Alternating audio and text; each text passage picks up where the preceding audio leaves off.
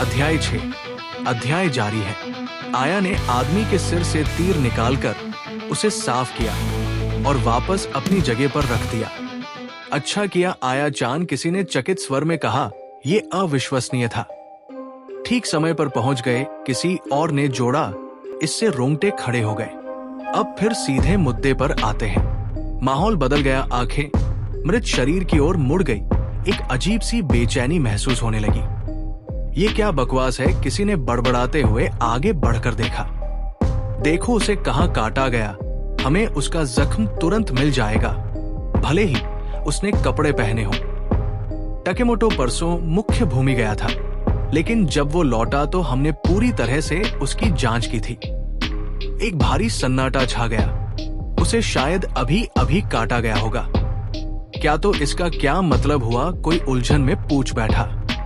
बातचीत गोल गोल घूमने लगी। इस द्वीप पर एक ज़ेक्युइन है। पूरा समूह कांप उठा। क्या हमारे लिए एक साथ रहना ज्यादा सुरक्षित नहीं होगा? एक ने सुझाव दिया। नहीं, एक और आवाज हवा में गूंज उठी। हम दो लोगों की टीम में बंटते हैं ताकि हम उस ज़ेक्युइन का शिकार कर सकें। हमें आराम से खोजने का समय नहीं है। एक तेज आवाज आई। क्या तुम पागल हो? अगर रात हो गई और वो जोन अभी भी बाहर है तो हम खत्म हो चुके हैं। फैसला तुरंत लिया गया। आया चान कैमरा कुन के साथ जाएगी। नकाई, तुम किमोटो के साथ रहोगे। उन चांद, तुम मेरे साथ। अगर तुम्हें जोन न भी मिले तो भी शाम 6 बजे यहाँ इकट्ठा हो जाना। इसका मतलब है कि सभी टीमों की ताकत बराबर है ना। कोई हल्का सा हंसा जिंदा लौटकर आना दोस्तों। खोज शुरू हो गई। अरे मुझसे ज्यादा दूर मत जाना, कैमरा कुन ने आवाज लगाई।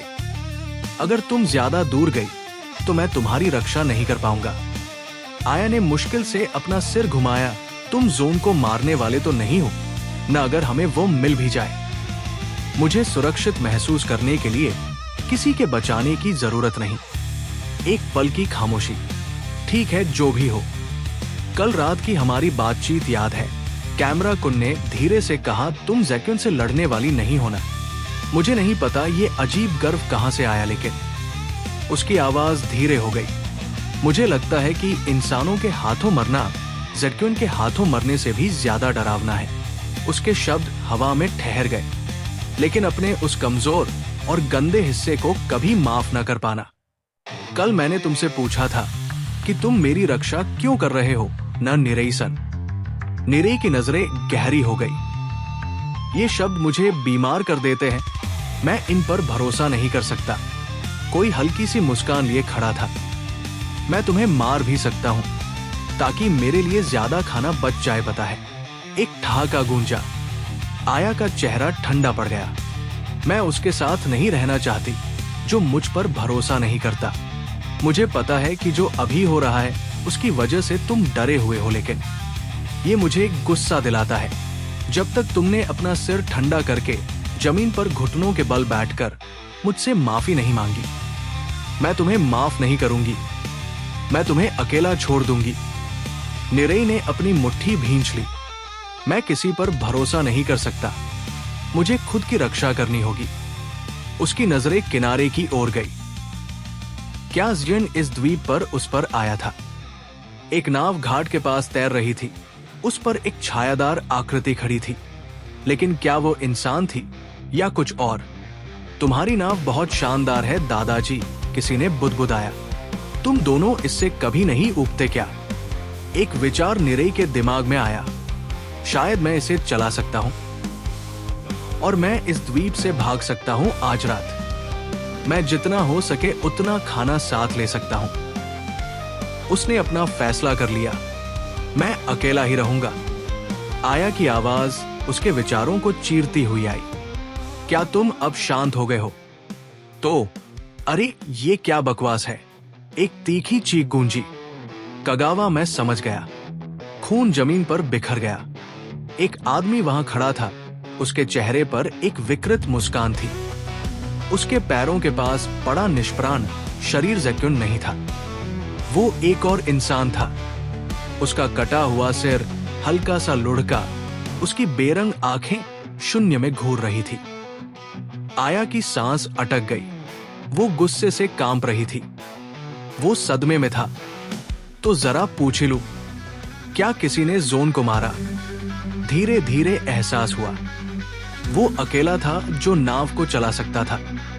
कोई बुदबुदाया लगता है वो अपने आप भटकते हुए काटा गया। ये एक बड़ी समस्या है, लेकिन अभी हमें बस उस ज़ेर्क्युन से निपटने के बारे में सोचना चाहिए। एक हल्की हंसी सुनाई दी। हे, जिंदगी मजेदार है, कभी भी अच्छी तरह नहीं चलती। और फिर आज रात मैं चारपाइयों की निगरानी करूंगा। एक आवाज गूंजी, चलो सभी की पूरी जांच करते हैं। इस द्वीप पर अंधेरा होने के बाद जागने और सोने में ज्यादा फर्क नहीं है। एक ठंडी चेतावनी, अगर मरना नहीं चाहते तो आराम करते वक्त ज्यादा शोर मत करना। वो मुस्कराया। ये नाइट विजन गॉगल्स जो मेरे पास है, यहाँ सिर्फ मेरे पास ही है। उसकी आवाज तेज हो गई। मैं तुम्हारी रक्षा करूंगा। आज रात मैं हीरो बनूंगा। एक हल्की सहमति गूंजी। हम तुम पर भरोसा कर रहे हैं। हे, कोई फुसफुसाया, आज रात सोना मत। वो कुछ अजीब लग रहा है। एक क्षण की खामोशी।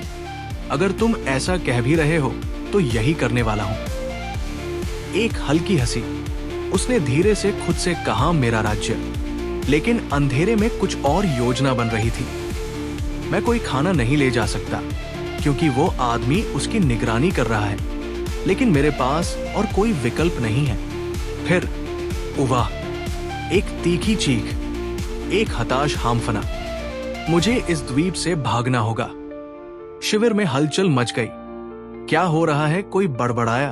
और इस समय पर एक अचानक हलचल। उसने हिडियों को हवा में उठा लिया, एक हाथ से लटकाए रखा। लेकिन फिर उसकी आंखें चारों ओर घूमी। आया चांद गायब थी। रात अभी खत्म नहीं हुई थी। कई सवाल बाकी थे। क्या वो बच पाएगा?